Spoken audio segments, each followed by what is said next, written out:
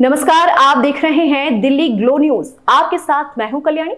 शुरुआत करते हैं आज की खास खबरों से। भाजपा के राष्ट्रीय प्रवक्ता गोपाल कृष्ण अग्रवाल ने बजट को लेकर विपक्ष पर आम जनता को भ्रमित करने का आरोप लगाया। उन्होंने कहा कि विपक्ष बजट पर झूठा नैरेटिव फैला रहा है। यह बात उन्होंने रविवार को जोधपुर में आयोजित प्रेस वार्ता के दौरान कही। भाजपा की ओर से देश भर में 99 जगहों पर राष्ट्रीय प्रवक्ता और केंद्रीय मंत्री प्रेस वार्ता कर बजट के प्रावधानों की जानकारी दे रहे हैं।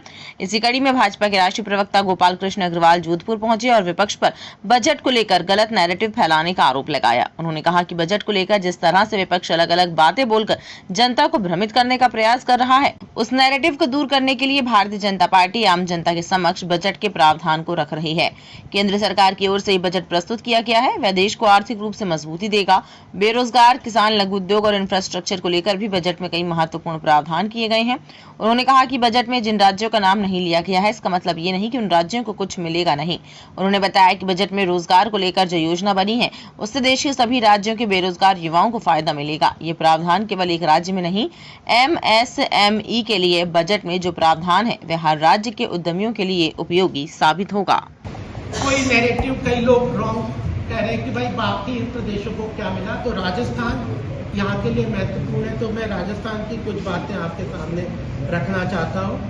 और एक तो महत्वपूर्ण बात यह है कि जो ये 12 नए इंडस्ट्रियल पार्क पूरे देश में बनेंगे, उसमें से एक यहाँ जोधपुर पाली मारवाड़ में एक इंडस्ट्रियल पार्क, 12 नए जो बड़े बड़े इंडस्ट्रियल पार्क बनेंगे, जिसमें सब आधारभूत सुविधाएं केंद्र सरकार अपनी तरफ से मुहैया करवाएगी। उसमें एक जोधपुर में यहाँ पे एक इंडस्ट्रियल पार्क बनेगा। टूरिज्म ये राजस्थान के लिए बहुत महत्वपूर्ण है और देश की अर्थव्यवस्था का 5% जो कंट्रीब्यूशन है, पूरी जो हमारी अब विश्व की 5वीं बड़ी अर्थव्यवस्था के रूप में भारत की अर्थव्यवस्था बन गई है, तो उसमें 5% जो कंट्रीब्यूशन है वो राजस्थान की टूरिज्म सेक्टर का है।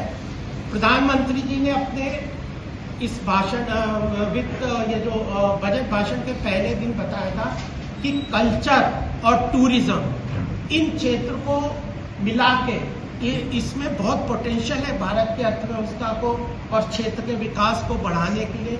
उन योजनाओं को लागू करने के लिए प्रसाद स्कीम्स लेके आए, जो 41 नए सेंटर्स पूरे देश में